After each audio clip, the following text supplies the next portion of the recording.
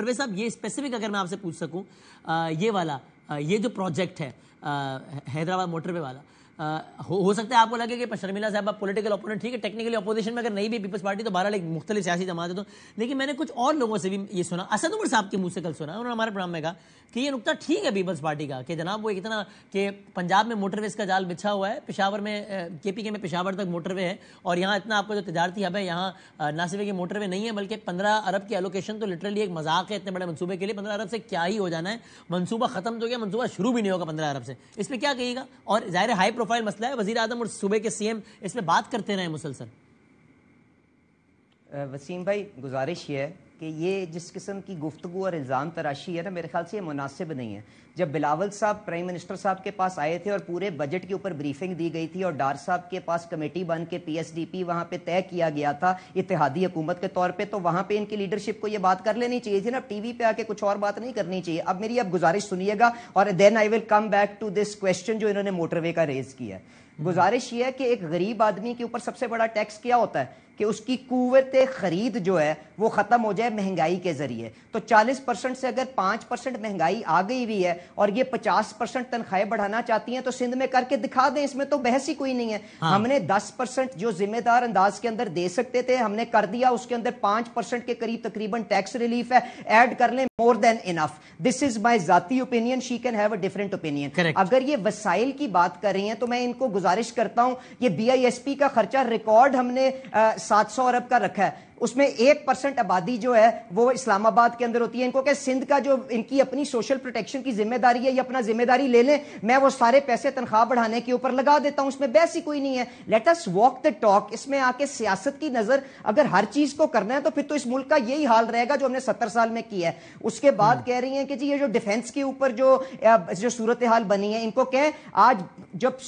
Federal government کا over all expenditure 2% بڑھ رہا ہے ہم نے دفاع کے لیے 20% سے زیادہ اپنا ایکسپینڈیچر بڑھایا ہے کیا یہ اسلام آباد کا دفاع ہے اس میں اپنا این ایف سی کے ذریعے جو 8000 ارب ملنے جا رہے ہیں صوبوں کو وہاں پہ حصہ ڈال دیں بات ختم ہو جائے گی کیا ہم انڈس واٹر ٹریٹی کے اوپر جو انڈیا نے حملہ کیا ہے ہم واٹر ریزروائرز کو پرائیورٹائز کرنا چاہ رہے ہیں اس کو ختم کر دیتے ہیں یہ بتا دیں کس طرف اس کو ڈائیورٹ کرنا ہے اب اور اس کے بعد پرائیویٹائزیشن کی بات کر رہی ہیں ہمیں اس پہ بالکل کامیابی نہیں ہوئی 60 ارب روپے ہم پرائیویٹائزیشن کے بجٹ سے نکال دیتے ہیں یہ بتا دیں کہاں پہ انہوں نے خرچنے اور اس کے مطابق اس کا فائنینشیل امپیکٹ مجھے بتا دیں ہم طے کر لیتے ہیں ایگریکلچر کے اوپر it is in bad state there is no denying that but مجھے وسیم بادامی صاحب ذرا بتائیے کہ ایگریکلچر کیا فیڈرل سبجیکٹ ہے وہ کس کی ذمہ داری ہے اگر فیڈرل گورنمنٹ اس کے اندر سپورٹ کرنے کو تیار ہے اپنا کندھا مہیا کرنے کو تیار ہے تو مناسب ہے کہ آپ آ کے اس قسم کی گفتگو ٹی وی کے اوپر آ کے کریں اس کے بعد آپ پی ایس ڈی پی کی بات کریں ہمارے پاس تو فسکل سپیس موجود نہیں ہے ہم نے جو اس کو کر سکتے تھے کیا ہے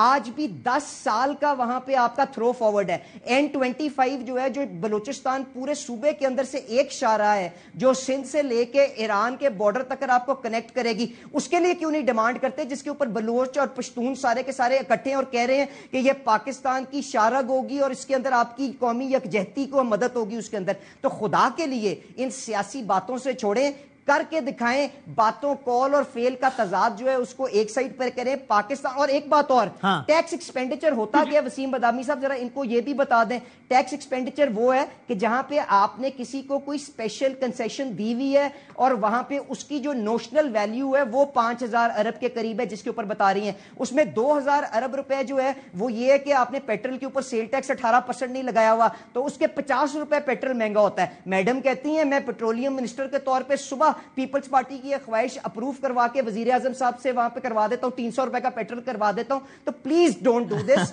آپ کے ساتھ اعتماد میں لے کے بلاول صاحب کی مدد کے ساتھ میں اس کمیٹی میں بیٹھا ہوا تھا وہاں پہ بیٹھ کے یہ ساری گفتگو ہو چکی ہوئی ہے آج پاکستان کو اتحاد اور اکٹھا کر کے اس کے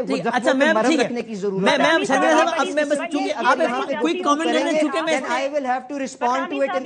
شکوا جواب شکوا میں جانا نہیں چاہ رہا اور شہباز صاحب بیٹھے میں نے بہت دیر سے لیکن میں خالی یہ نکتہ کہ نہیں آپ دے دیں جواب لیکن پھر میں آپ کا جواب کے بعد آگے بڑھ جاتا ہوں لیکن اچھا ایک نکتہ تو میری طرف سے وہ یہ کہ اگر یہ سڑک اتنی زیادہ اہم تھی تو تھوڑا اپنے دور حکومت میں بھی سوچ لیا ہوتا تو بہتر تھا تھوڑا اپنے پرائیویٹ پارٹنرشپ پہ سوچ لیا ہوتا بہتر تھا اس میں کوئی کام رسپونڈ کرنا پھر میں اگلے موضوع کی طرف بڑھنا ہے میں شکوا جواب شکوا میں جانا نہیں چاہ رہا جی آپ اگر مجھے 3 منٹ نہیں دیں گے تو بڑی زیادتی کریں گے آپ میرے ساتھ اور میری جماعت کے ساتھ میں خدا نہ خواستہ میں بالکل سیاست نہیں کر رہی، خدا نہ خواستہ میں بالکل الزام تراشی نہیں کر رہی. میں صرف یہ کہہ رہی ہوں کہ اگر حکومت 5,800 معذرت کے ساتھ جب آپ کہہ رہی ہیں کہ اس لیے پیسے نہیں دے رہے کہ ہم سندھ سے ہیں تو آپ ان پہ ایک صوبہ دشمنی کا الزام لگا رہی ہیں. بالکل ہے. تو یہ تو بہت بڑا، یہ تو سیاست سے بھی ایک قدم آگے نا. پھر 8,000 ارب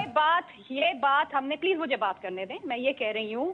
کہ آپ کو پرائرٹی دینی ہے. میرے پاس وزیر اعظم صاحب کا وہ خط ہے جو انہوں نے ابھی 2 ماہ پہلے وزیر اعلیٰ سندھ کو لکھا ہے. اس پہ لکھا ہے اور کمٹ کیا ہے کہ ہم اس پروجیکٹ کو M6 کو پرائیورٹی دیں گے. میں یہ کہہ رہی ہوں کہ اگر کراچی سے لے کے پشاور تک ایک مسنگ لنک ہے حیدرآباد سکر موٹر وے، اس کو پرائرٹی دینی چاہیے تھی. بھائی میں یہ نہیں کہہ رہی کہ آپ 400 ارب روپے وہاں لگا دیں اسی سال، میں کہہ رہی ہوں آپ 50 تو لگا دیں، 100 تو لگا دیں، آپ ہی کے کریڈٹ میں جائے گا. دوسری چیز یہ ہے آپ کا اکنامک سروے کہہ رہا ہے کہ 10 لاکھ لوگ جو ہیں انہوں نے پچھلے سال اوورسیز نوکریوں کے لیے درخواست دی. آپ کہہ رہے ہیں برین ڈرین ہو رہا ہے. ابھی آپ کہتے ہیں کہ ہم نے برین ڈرین روکنا ہے. کیسے روکیں گے جب آپ نے تنخواہ دار طبقے کے اوپر کوئی ریلیف نہیں دیا ہے؟ آپ نے صرف دیا ہے 6 سے 12 لاکھ تو بتایا کیا دیا ہے سال کی.